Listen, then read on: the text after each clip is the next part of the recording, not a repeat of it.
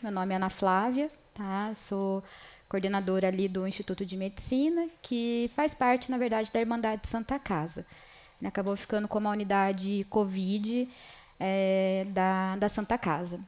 Então, vim aqui hoje para falar um pouquinho sobre Covid-19, um assunto que não se esgota, né? Cada dia tem coisa nova, se vocês colocarem para buscar os artigos sobre o assunto, todo dia tem artigo novo, publicação nova, pesquisa sobre medicamentos, sobre vacina, sobre o próprio vírus.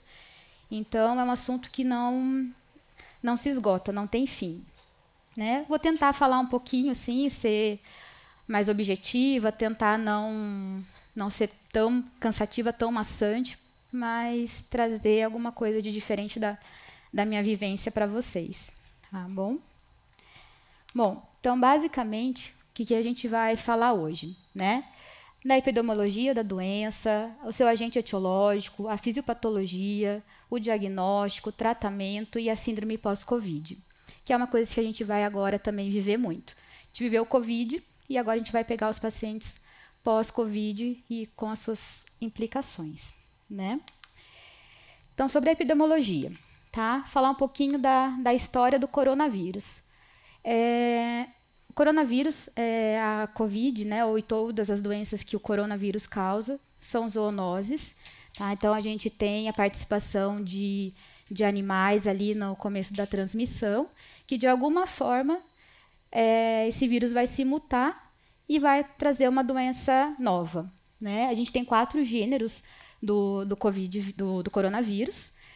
Tá? O alfa-CoV, o beta-CoV, gama-CoV e delta-CoV. Esses 2 tipos aqui não fazem infecção em seres humanos. Esses 2 tipos aqui fazem infecção. E aí das mais variadas formas, né? Resfriado comum, agora a COVID com o SARS-CoV, que é um beta-CoV, né? Então, mas são 4 gêneros desse vírus, tá? A linha do tempo do coronavírus. Ele foi isolado pela primeira vez em 1937, tá? Mas ele teve, digamos, importância clínica entre 2002 e 2003, com a forma SARS-CoV, mas ficou retida ali, restrita entre Canadá, Estados Unidos e a China, tá? Causando uma doença respiratória também muito parecida com a nossa Covid-19 hoje em dia. Só que com menos capacidade de transmissão, então ficou muito mais restrita ali a doença. Tá? Em 2012, ele ressurgiu como MERS-CoV, né, como ali do Oriente Médio. Só que a letalidade aqui era em torno de 80% a 90% né, de quem ficava doente, a maioria das pessoas morriam. Então, também a transmissão do vírus acabou sendo bloqueada pela própria mortalidade da doença em si. Tá? Nessa época aqui, eles já estavam tentando ver sobre vacinas para o coronavírus. Só que como a doença se extinguiu muito rápido, né, não teve a dimensão que eles pensaram, né, que os cientistas pensaram que pudesse ter, então eles pararam com as pesquisas sobre a vacina para coronavírus. Tá? Aí veio o ano de 2019. Essa questão do primeiro caso de Covid é muito controversa, porque a China, né, tem os dados lá bem duvidosos, não são tão transparentes. Então, aparentemente, o primeiro caso de Covid é do dia 17/11 de 2019. Tá? Nessa época, eles já achavam que era algum coronavírus que estava causando aquela pneumonia diferente, aquela síndrome respiratória, mas não tinham total certeza. No decorrer disso, eles realmente viram que era um coronavírus, uma variante, né, do coronavírus, que partiu de algum animal selvagem e, de certa forma, sofreu uma mutação e, então, produziu essa nova doença no ser humano. Tá? Em dezembro, final de dezembro, a OMS foi alertada sobre esses casos que estavam aparecendo na China. Então, até então, era restrito à China, né? E só que não foi dado muita atenção. A coisa começou a crescer, crescer, crescer, E daí, em dezembro, só mais de um mês depois, a OMS a Organização Mundial de Saúde foi alertada sobre essa doença que estava crescendo de forma exponencial. Tá? Porém, só um mês depois, foi declarada emergência de saúde pública internacional. Isso ainda não era considerado pandemia nessa época. Então, era como se fosse o H1N1, né? Uma doença de importância internacional, estava transitando entre alguns países, tinham muitos novos casos, mas ainda não era considerado pandemia.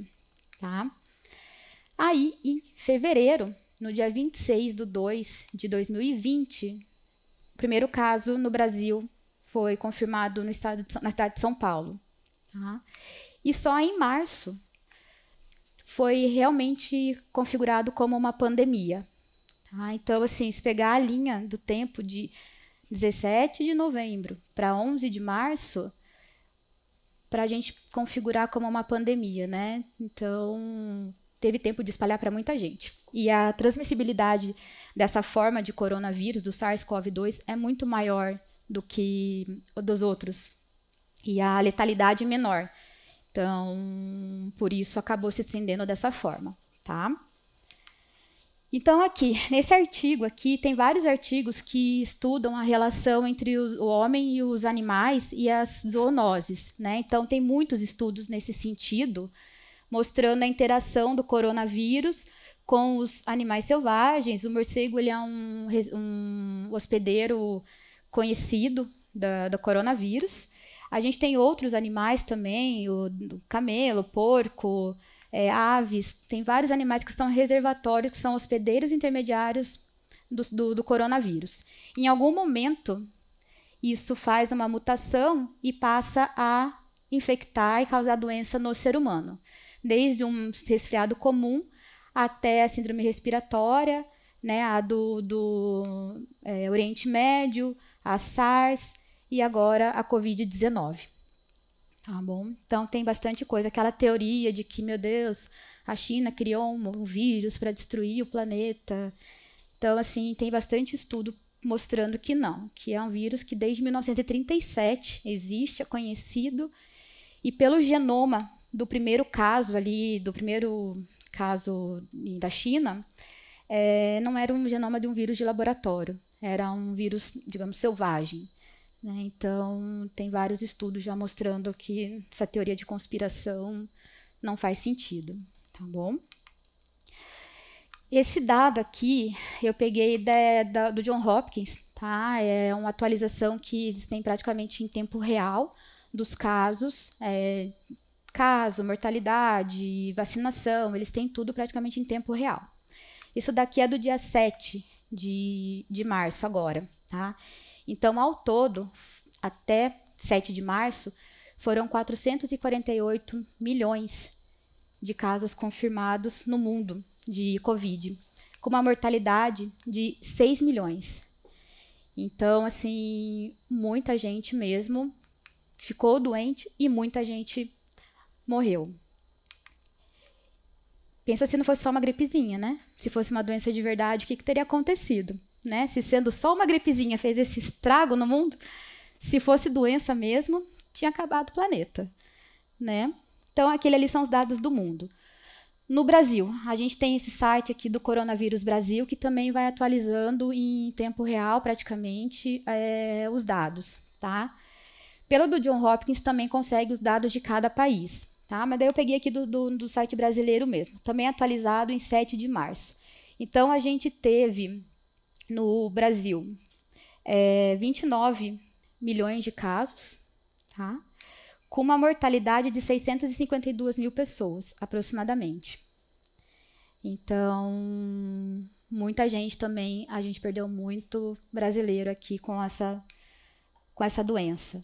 Tá? Então, é uma doença realmente muito grave, que se alastra muito fácil e, dessa forma, acaba matando muita gente. Tá? Em Curitiba, também no dia 7 de março, a gente teve um total de 411 mil casos confirmados e 8 mil, né, quase 8.150 óbitos na cidade. Tá? Os hospitais que mais atenderam Covid aqui foi o Vitória, que agora está fechado, o próprio Instituto de Medicina, o Reabilitação, que é do Complexo HT. Então, a gente teve esses... E fora as UPAs, né? Muitas UPAs viraram unidade de internação COVID. Tá? Então, foi uma doença que mobilizou hospitais e cidades todas para tentar conter a doença. Eu lembro que quando eu fui para o Instituto, foi em março do ano passado, tinha fila de espera assim, para internação em UTI de 600, 800 pessoas esperando vaga de UTI. E a gente com lotação 100%, Vitória com 100%, reabilitação 100% de ocupação e 600 pessoas na central de leitos esperando uma vaga de UTI. Né? Às vezes passava de 2.000, 3.000 pessoas esperando vaga de enfermaria. Então, foi uma situação, uma época muito caótica. Acho que muitos começaram a trabalhar nessa época, né, e puderam viver esse caos na saúde, que foi o surgimento da Covid-19. Tá?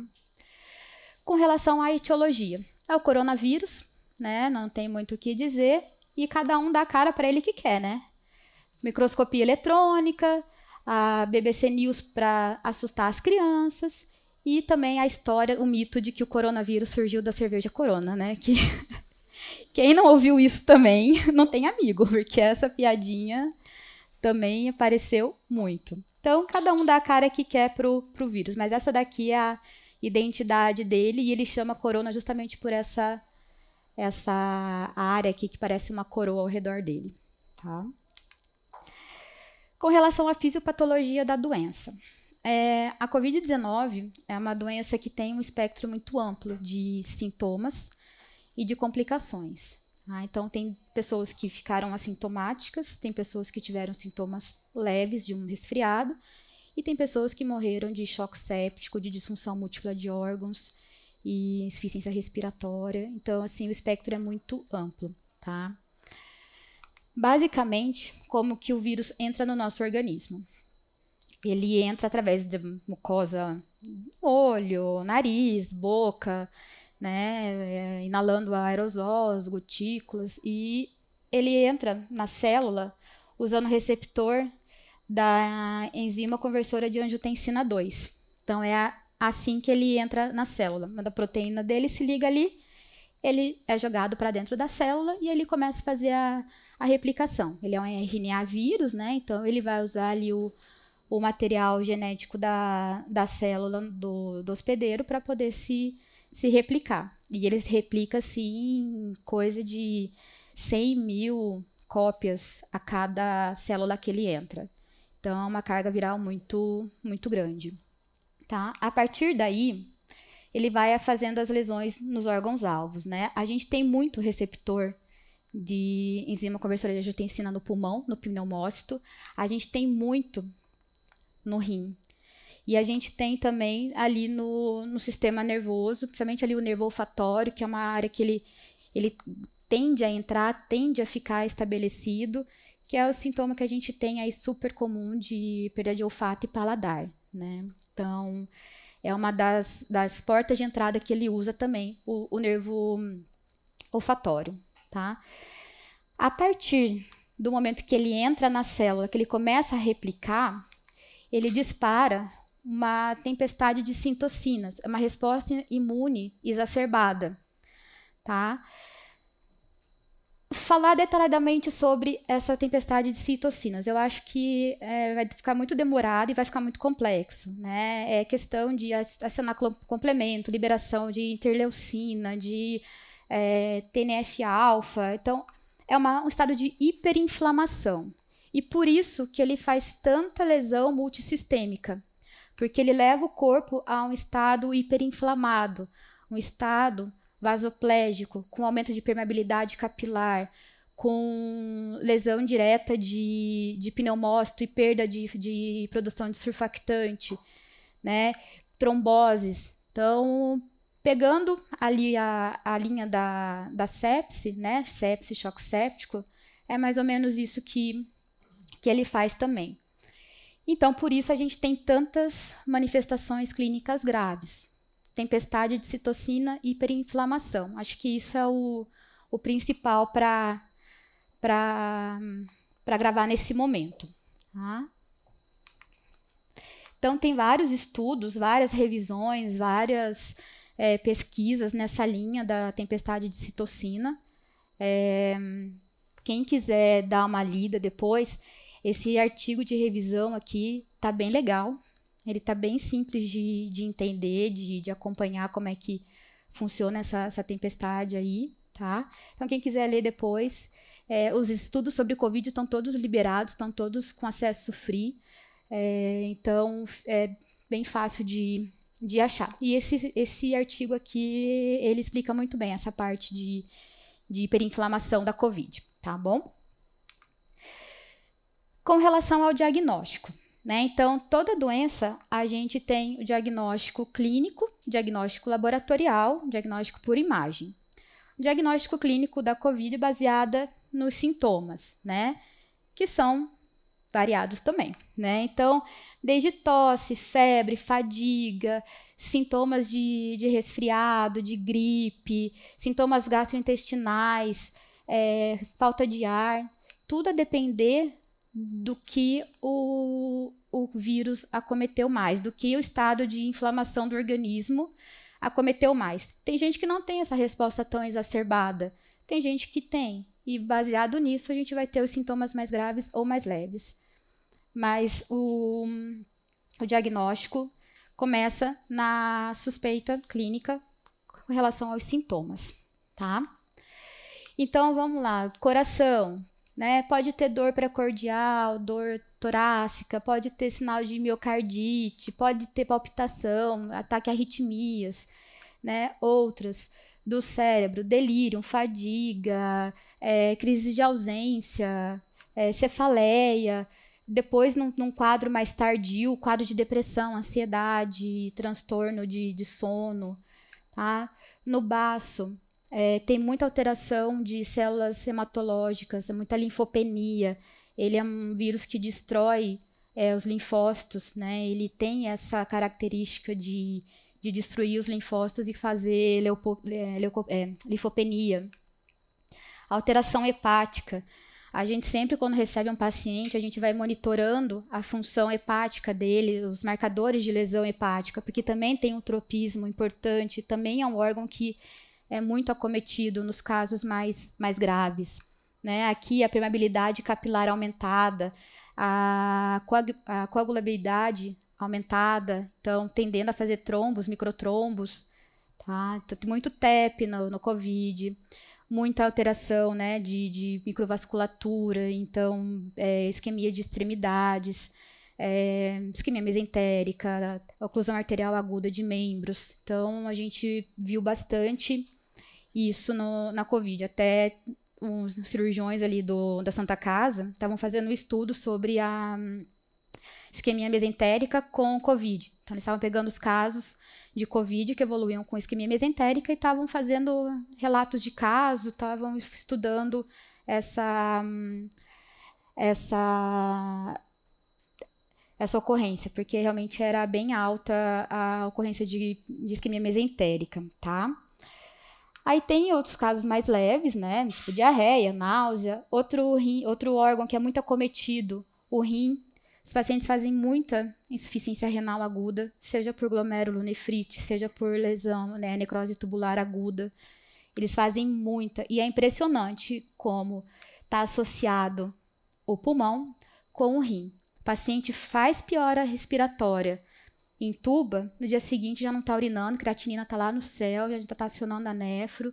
É impressionante como esse eixo, pulmão-rim aqui, é sensível na COVID. Tem outras lesões pancreáticas também. Uma coisa que a gente pegou muito, paciente com cetoacidose diabética, paciente que não tinha diagnóstico de diabetes previamente e chega na UPA com quadro de cetoacidose, pH de 6,8, pH de 6,9, bicarbonato de 2, glicemia high, sabe? Então, muito. E é um quadro muito grave. Desses pacientes que a gente recebeu ali no instituto, com quadro de cetoacidose diabética, a maioria morreu. Muitos chegavam em ar ambiente, sem nenhuma outra disfunção, apenas com a acidose metabólica e não consegue controlar. Você controla a acidose e a acidemia, mas o resto degringola. É muito grave. E aqui a alteração pulmonar, né? Não é à toa que ele chama SARS-CoV, né? Então, o pulmão aí vai ser o que a gente mais vai ver acometido, tá bom? Como que a gente separa os sintomas? Tem os sintomas leves, sintomas moderados, sintomas graves, né? Covid leve, Covid moderada, Covid grave. Sintomas leves, perda de olfato, perda de paladar, tosse, dor de cabeça, uma febre, dor muscular. Então, um quadro gripal, um quadro de resfriado, digamos, comum, né? Quando que começa a ficar mais preocupante? Aquele paciente que fica em observação, paciente que interna na enfermaria respiratória, que você não deixa ir para casa, né? Então, começa uma tosse mais persistente, com febre persistente, apesar do uso de antitérmico, né? Tosse persistente com piora de outro sintoma da COVID. Então, o paciente que está tossindo, ele começa a ficar mais prostrado, ele começa a ficar com menos apetite, ele começa a ficar mais fraco, mais adinâmico. Então, também é um sinal de gravidade, tá? E os pacientes em fatores de risco, né? A gente tinha muita questão antes da vacina, no começo, do paciente diabético, paciente hipertenso, paciente com doença pulmonar, então, paciente que já é asmático, paciente que já é DPOC, né? Paciente cardiopata, então, idoso, né? Então, a gente, tendo um fator de risco e tendo alguma coisa associada ali, já entra no COVID moderado, tá? E o COVID grave, quando a gente tem a síndrome respiratória aguda grave, né? Então, aí vai ser dispneia, desconforto torácico, sensação de pressão no peito, saturação menor que 95 em ar ambiente, sinais de hipóxia, né, com cianose de extremidades, tá? Então, aqui já começa a ser considerado como grave. Uma coisa muito comum na COVID é a hipóxia silenciosa. A pessoa está de boa, conversando com você, fala que está ótimo, você põe o oxímetro, 70 de saturação. Aí você troca de dedo, 70 de saturação. Aí você troca de oxímetro, 70 de saturação. Aí você pergunta, o senhor está bem? Não, estou ótimo. Daí você vai, faz uma gaso. 65 de saturação na gaso. Fala, meu Deus, tá bom, ok, já entendi, né? E é muito frequente, muito frequente. Muitos pacientes chegaram na UTI com essa história. Eu fui na UPA porque eu estava com febre. Cheguei lá, não estava saturando bem e me mandaram para cá. É muito frequente. Uma outra coisa que a gente via também é o oposto da ortopneia, né? Paciente, a gente sentava, começava a dessaturar. Deitava, cabeceira baixa, melhorava a saturação. Então tá, não mexe nessa pessoa. Pelo amor de Deus, deixa a pessoa quieta, deitadinha. Tá? Então, são sintomas assim diferentes que a gente viu na COVID, que até então a gente não tinha essa experiência, né? Essa familiaridade, tá bom? Com relação aos testes diagnósticos, né? Com o tempo foram surgindo vários testes, né? Tentativas de ter um diagnóstico mais rápido, mais sensível, mais específico, e dessa forma surgiram várias formas da gente fazer o diagnóstico. Padrão ouro é a RT-PCR, tá? A RT-PCR ela pode ser a forma convencional, que é a que a gente faz no LACEN, por exemplo, que lá demora até 72 horas para sair o resultado, né? Existe a Point of Care, que normalmente em 24 horas o resultado está liberado, já consegue saber se é detectável ou não o RNA do vírus. E a CRT-LAMP, que daí é uma outra forma de fazer a reação em cadeia da polimerase, usando termodiluição, aí já vira uma coisa muito do laboratório mesmo, tá? E geralmente esses daqui vai ser em laboratório particular ou só lá fora, então não vai ser a nossa realidade. O que a gente vai ter aqui mesmo vai ser RT-PCR convencional. Outra coisa que é muito usado o teste rápido do antígeno, né? A pesquisa do antígeno, seja em saliva, seja em swab de nasofaringe. Ele é um exame muito bom, tá? Desde que você faça no tempo certo, ali principalmente do 3º ao 10º dia de sintoma. Tem gente que já positiva no primeiro dia, mas idealmente tá com sintoma, fez o teste rápido, deu não reagente. Ou você repete o teste rápido no 3º dia, ou você já coleta RT-PCR. Tá? Então, assim, a gente recebe muito caso assim, o paciente é COVID negativo. A RT-PCR não detectável? Não, o teste rápido antígeno.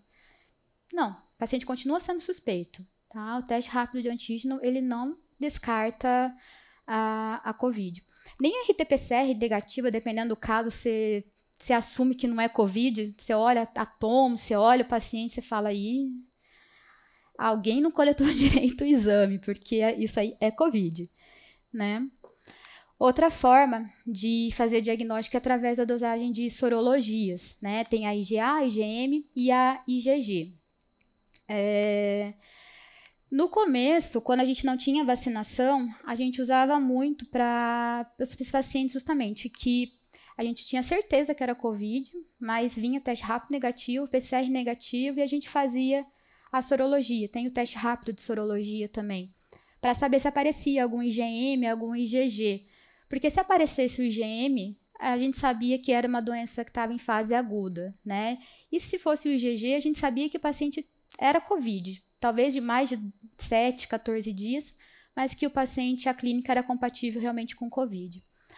Agora, com as vacinas, isso acabou complicando um pouco, porque a maior parte das pessoas, de alguma forma, vai positivar, né, o IgG. Seja porque teve contato com o vírus, seja porque está vacinado. Então, a gente acabou perdendo um pouco essa capacidade de distinção ali do COVID baseado na sorologia, né? E a outra forma de diagnóstico por laboratório é a dosagem de anticorpos neutralizantes. O anticorpo neutralizante é um anticorpo que a gente produz que evita que o vírus entre na célula. Então, isso pode ser induzido pela vacinação, pode ser induzido por exposição ao vírus, pode ser induzido por quem teve a doença também. Então, também a gente acabou perdendo um pouco para o diagnóstico da doença aguda, também acabou dificultando. A maior parte da população está vacinada, graças a Deus. Infelizmente, a maior parte também já teve COVID, né? Então, isso aqui vai estar presente praticamente em todo mundo, né? Tinha gente que estava fazendo dosagem desse anticorpo neutralizante para ver a eficácia da vacina. Tá? Teve vários estudos aí que disseram que não, porque tem muita gente que não vai ter isso detectável no sangue, mas está protegido, está imunizado. Tem gente que vai ter isso no sangue, mas não está protegido, não está realmente imunizado. Então, não se recomenda o uso de exame laboratorial para saber da eficácia da vacina, tá bom? Aí, o diagnóstico por imagem, tá? O que a gente mais usa é a tomografia, tá? A tomografia não deve ser usada de forma isolada para confirmar ou descartar COVID. As alterações que a gente vê são muito inespecíficas, né? Apesar nossa, vidro fosco é típico de COVID. Na verdade, não, né? A tomografia tem uma sensibilidade muito grande, muito alta, mas uma especificidade muito baixa. Então, você vai ter muito exame alterado de paciente que não é COVID. Tá? Então, tem confusão muitas vezes com edema pulmonar, o paciente que está congesto, faz a tomo, nossa, vidro fosco, não sei o que, é COVID. Não, faz furosemida que vai sair o vidro fosco. Então, põe uma dobutamina, foi uma coisa que o vidro fosco vai desaparecer. Então, tem que tomar muito cuidado com esse negócio de a tomografia é de COVID. Tanto que os radiologistas eles têm um score, né? Eles criaram uma escala para poder pontuar as alterações e aí, olha, é realmente típico de COVID, não é típico de COVID. Eles já mudaram até a forma de laudo. Eu percebi ali na Santa Casa que eles foram mudando ao longo do tempo a forma de laudar, né? Que Os achados presentes são típicos para a COVID, porém não pode descartar outras causas infecciosas, inflamatórias, blá, blá, blá. Então, assim, o vidro fosco sugere muito, mas não é exclusivo da COVID, né? A gente tem essas alterações aqui em halo invertido também, que essa daqui tá mais bonitinha de ver. Aqui, ó, a área de vidro fosco, no COVID, ele é mais periférico, então você vê um vidro fosco mais hilar ali, né? Já pensar em alguma outra doença, alguma outra coisa, porque o COVID geralmente é mais periférico, mais subpleural. Pode ter consolidação, pode ter linfonodomegalia, pode ter derrame pleural, então pode ter qualquer alteração no exame de imagem. Então você tem que juntar a clínica com o exame laboratorial com o exame de imagem. Tá? Esse raio-x aqui eu não achei uma tomografia que mostrasse o COVID na fase tardia, mas esse raio-x aqui é de um paciente que evoluiu com fibrose pulmonar pós-COVID. Então, as várias faces, né, da alteração radiológica da COVID. E não necessariamente você vai ter alteração de exame também, né? Às vezes você pode ter uma tomografia normal e o paciente ter COVID. A gente tem uma paciente lá no instituto que, primariamente, ela internou, ela foi para a UPA por um quadro de sepse urinária. E aí, claro, queixou de dispneia junto com, né, com todas as disfunções orgânicas que ela tinha. Uma das queixas era dispneia. Fizeram o teste do COVID e veio positivo. Tomografia limpa, não tem nada de vidro fosco, nada. Ela precisou ser entubada por rebaixamento do nível de consciência por conta da sepse urinária e também não acordou mais. Bom, agora ela acordou, né? A Maria Aparecida. Agora ela acordou depois de um mês. Mas foi um achado. Foi um achado de exame. Porque ela teve dispneia e alguém testou e achou positivo. Tá? Aqui é uma revisão sistemática que eu encontrei falando justamente sobre isso, né? Então, aqui a tomografia tem uma sensibilidade de 91%, mas uma especificidade de 25%. Então, assim, ela é muito sensível, porém pouco específica. Você vai achar muita alteração de paciente que tem outra patologia. Tá? A dosagem aqui, nessa época, 2020, 2021, estava começando as vacinas, né? Então, a combinação da dosagem de anticorpos, então, estava sendo promissor na época, tal, mas aí começou a vacinar em massa e isso acabou ficando mais confuso. E a PCR, né, que já foi tentado, PCR retal, PCR de urina, PCR de vários líquidos corporais, porque sabe-se que a gente excreta o vírus de várias formas. Mas o padrão ouro continua sendo a da nasofaringe, o swab de nasofaringe. Tá? Teve uma época que estava discutindo, eu estava lá na Santa ainda, a questão de fazer justamente a pesquisa de PCR de swab retal. Porque tem paciente que aparentemente concentra a maior carga viral no intestino, né? E tem mais quadro de diarreia, tem mais quadro gastrointestinal. E você faz repetidas vezes a PCR de swab nasofaríngeo e não aparece nada. Mas já tinha muito estudo mostrando que nesses pacientes o swab retal poderia vir positivo, né, detectável. Mas o LACEN aqui não faz, acho que só em São Paulo que tinha um laboratório que fazia, então isso acabou não virando rotina e nenhum lugar ficou passado, né, deixaram de lado. E ficou como padrão ouro realmente a PCR do swab de nasofaringe. Tá bom? Com relação... Tá bom, tô terminando aqui já. Com relação ao tratamento, tá? Isso tem tratamento? Como é que trata a COVID, né? Então, basicamente, como que a gente trata a COVID? Prevenindo, né? Primariamente prevenindo. Higiene das mãos, higiene de superfície, uso de EPI no trabalho, né? Quem trabalha com saúde, usar máscara, né? Etiqueta respiratória, não espirrar para o povo, né? Tossir para a galera, né? Respirar na manga, tá? Distanciamento social, isolamento dos pacientes, das pessoas confirmadas, né? Agora foi mudado, né? Então, se a pessoa tem sintoma leve, são 7 dias, ou assintomático, mas manteve para sintomas moderados, graves, 21 dias de isolamento a partir do início dos sintomas ou a partir do exame, né? Vai depender do que veio primeiro, tá? Então, a melhor forma de tratar a doença é prevenindo ela. Agora, ou não, né?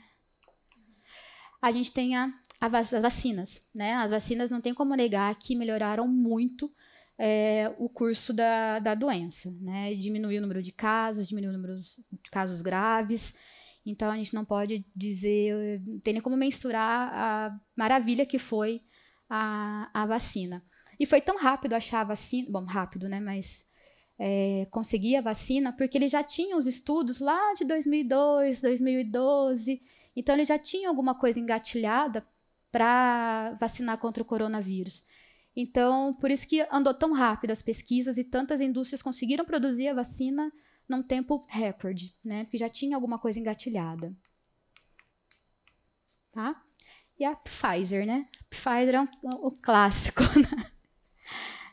Tá? Que também faz imunidade na base da marretada, né? Que, meu Deus do céu, a gente fica destruído com essa vacina. Tá? Outros tratamentos, né? A gente não tem um tratamento específico para a Covid-19, como, por exemplo, tem para H1N1, né? Não existe o Tamiflu do Covid, tá? A gente vai dar suporte de ventilação mecânica quando precisa, seja invasiva, não invasiva. A gente vai dar suporte hemodinâmico para o paciente que faz um quadro de choque, seja qual for o choque que ele faz. A gente vai fazer hemodiálise para o paciente que entra em disfunção renal grave, insuficiência renal com critério de diálise. O ECMO é muito questionado, tá? Que é a membrana de oxigenação extracorpórea. É bem questionável o uso. Plasma convalescente já tem vários estudos dizendo que não tem benefício nenhum. Eu vou mostrar daqui a pouco alguns medicamentos que a Anvisa liberou para uso para a COVID, mas assim, geralmente são casos leves, ou no máximo um paciente que está na enfermaria. Tem remédio para pós-exposição, paciente do grupo de risco que teve contato com paciente com COVID e usa a medicação para pós-exposição, tá? Mas nenhum efetivamente para o paciente grave. Tá? A dexametasona, que foi a única que se mostrou que reduzia alguma mortalidade, né? E aí tem as outras medicações, né? Tem infecção bacteriana sobreposta, antibiótico, que pode fazer mesmo. Tem sinal de TEP ou de alguma outra trombose, anticoagulação, senão vai ser anticoagulação profilática. No começo se falava muito em dosar o dedímero, dependendo de quanto tivesse o dedímero, anticoagulava todo mundo. Depois viu que não mudava nada, então a recomendação é que faça anticoagulação terapêutica apenas se tiver evidência de evento trombótico. Tá? A ventilação mecânica. A SARA da Covid-19 é diferente da SARA normal, digamos assim, pela evolução tardia. Né? Normalmente, poucos pacientes que fazem SARA grave evoluem para fibrose pulmonar. Né? Normalmente a recuperação é completa em 2 semanas, 3 semanas. Na COVID, não. Na COVID, o paciente perde muito rápido a complacência pulmonar, evolui para fibrose muito rápido, e isso a gente acaba perdendo a longo prazo o paciente. Então, não é uma SARA típica, tá? Não é a SARA do H1N1, não é a SARA da pneumonia bacteriana, é bem diferente. Tá? Na dexametasona, o principal estudo que teve é o Recovery. Ele tem vários braços com várias medicações, tá? Mas o clássico foi da Dexa, que mostrou uma redução ali de mortalidade nos quadros graves. Tá? Então, é o que a gente usa. A dexametasona 6 mg dia por 10 dias. Tá? Aqui é o site do Recovery. Então, dá para ver todos os trials ali, todos os braços do estudo, a gente consegue ver ali. E é um estudo que juntou ali, 48 mil pessoas, né? Então, foi muita gente que entrou no estudo. Ele é muito confiável, né? Da ECMO. Então, da ECMO, a gente é basicamente isso daqui, ó. É uma luta contra o tempo. No caso, seria a ECMO veno-venosa, tal. O pessoal adora colocar o paciente com SARA em ECMO. Para a COVID, vi poucos pacientes saíram. A maior parte não sai, porque vira uma ponte para nada, né? Você põe o ECMO para melhorar ali a oxigenação, para melhorar a retenção de CO2, só que depois o pulmão do paciente fibrosa, e você não consegue mais tirar da ECMO, né? Então, e várias outras complicações também. Então, para a COVID, eu particularmente acho que a gente não consegue ajudar o paciente, e até porque a gente não consegue fazer isso, né? Até você conseguir fazer o laboratório, ir lá, coletar gaso, a físio recrutar, fazer alguma coisa, ele continuar ruim em 6 horas, a gente não tem tempo hábil para isso normalmente. Aí vai ser uma ponte para nada, o pulmão vai ficar duro, vai ficar pouco complacente, e a gente não vai conseguir decanular o paciente depois. Tá? Os medicamentos da Anvisa. Todos esses medicamentos aqui, eles estão aprovados pela Anvisa para uso na COVID, tá? Esse daqui é o medicamento pós-exposição, tá? Para pacientes do grupo de risco que entram em contato com pacientes positivos e você usa a pós-exposição. Os outros são indicados para casos leves a moderados, que o paciente ou está em baixo fluxo de O2, e nenhum para paciente que estiver em suporte ventilatório, seja invasivo, né, VNI, e muito menos entubado. Então, para síndrome respiratória grave, para o COVID grave, a gente não tem um remédio ainda. É usar a dexametasona e dar suporte para não piorar a situação mais dele. Tá? E a gente tem a pós-COVID, né? Então, pode ficar tudo isso no paciente pós-COVID.